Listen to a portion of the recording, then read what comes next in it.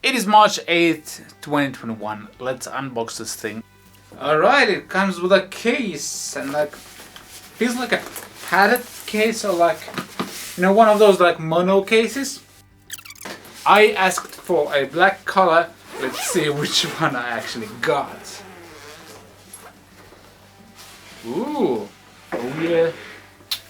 Nice. That is the color.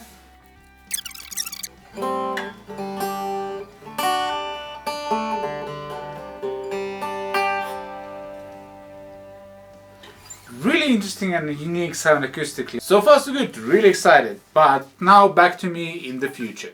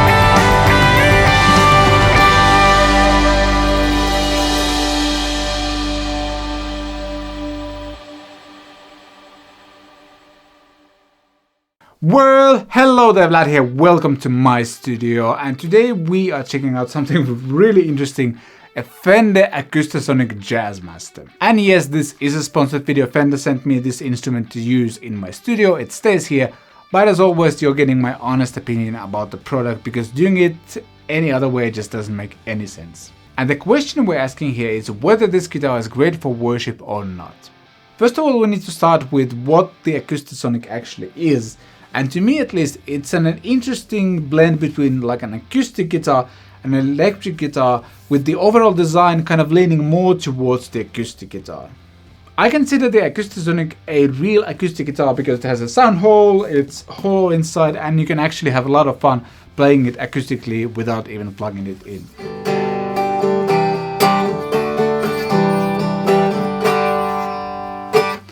It's not too loud, and it's actually way quieter than my Dreadnought, but it's loud enough for you to have fun jamming on your couch, for example. There's 3 pickups on the guitar. There's a piezo, there's a built-in body sensor pickup, and then there's a Team Shaw designed humbucker as well. Using the voice selector, I know it's not called a pickup switch, and using the mod knob over here, you can create a huge amount of different kinds of sounds. The Jazzmaster version of the Acoustasonic offers 4 new voicings compared to the Tele and the Strat ones, but since this is the first Acoustasonic I've ever played, I can't really compare. The guitar is made in US, it feels really high quality, and it comes with this killer, really well made and super well padded gig bag that kind of reminds me of those mono cases you could buy.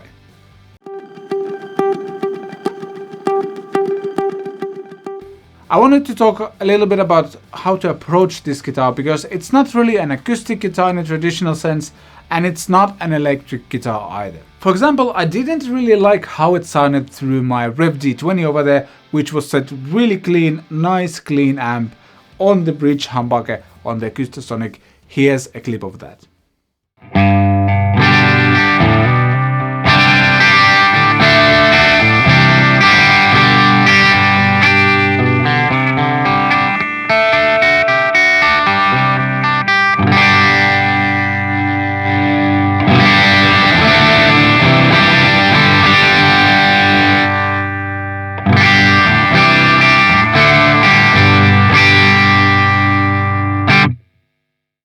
also didn't like how it sounded with some of my drive pedals on my pedal board.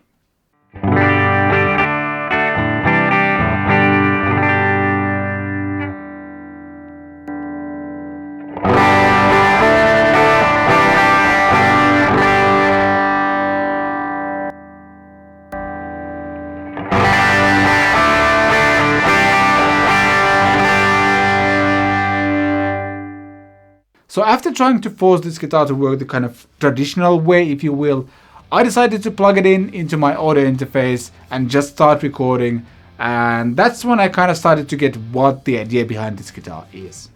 One way to think about this guitar is that it's a collection of different acoustic and electric guitar tones that are designed to sit well in the mix right away. Once I realized that, the whole idea behind the Acoustasonic started to make more sense to me, and I actually started to get inspired by this instrument.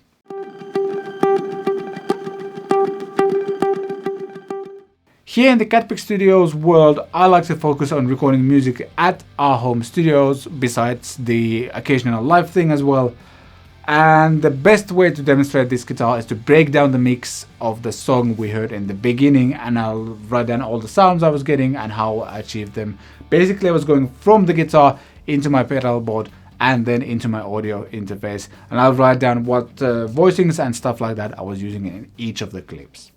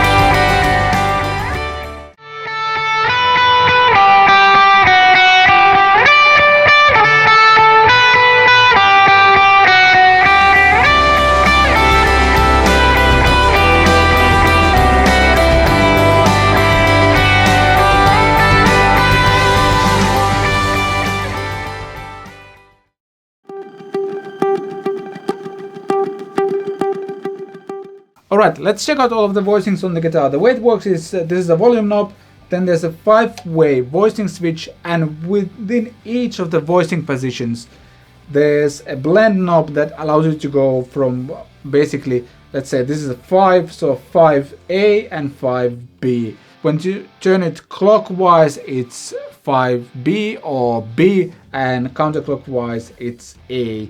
And right now we're on 5A, which is at Rosewood Dreadnought.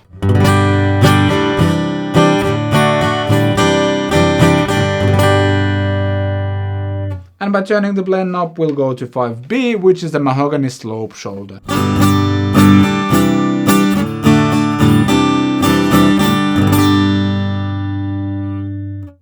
4A is a Mahogany Jumbo.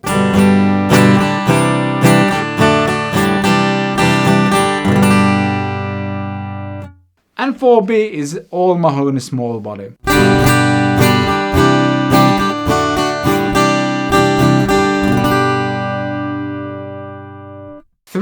A is a Rosewood Auditorium, and this doesn't have a body sensor pickup going on. And when we'll go to 3B, it starts adding up the body sensor pickup. And let's check out the 3A first.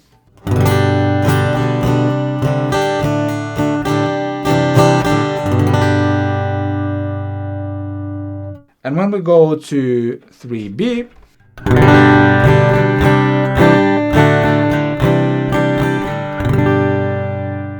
this sound is especially good for fingerpicking.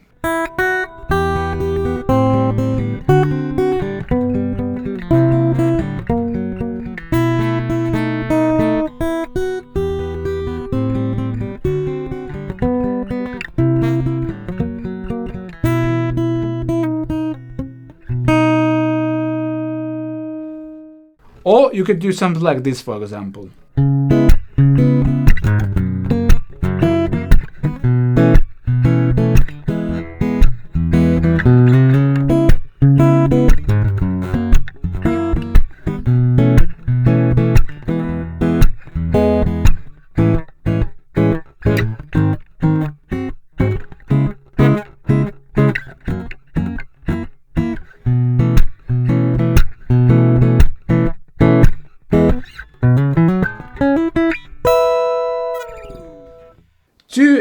Is a lo-fi piezo sound. Basically, it's using just the resonance of the guitar and the piezo pickup. Sounds like this.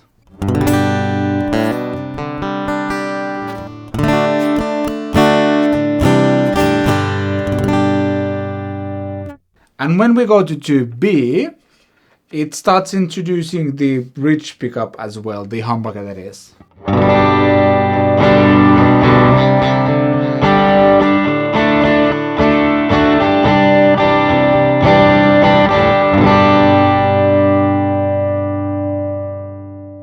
And then voice position 1A is a Fender Electric Fat / semi-clean.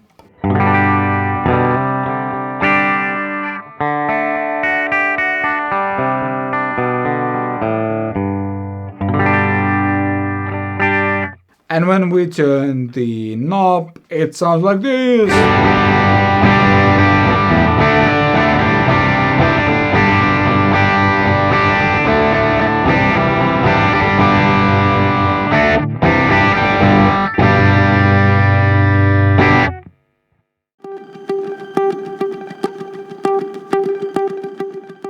So, is the Fender Acoustasonic Jazzmaster a great guitar, and is it good for worship?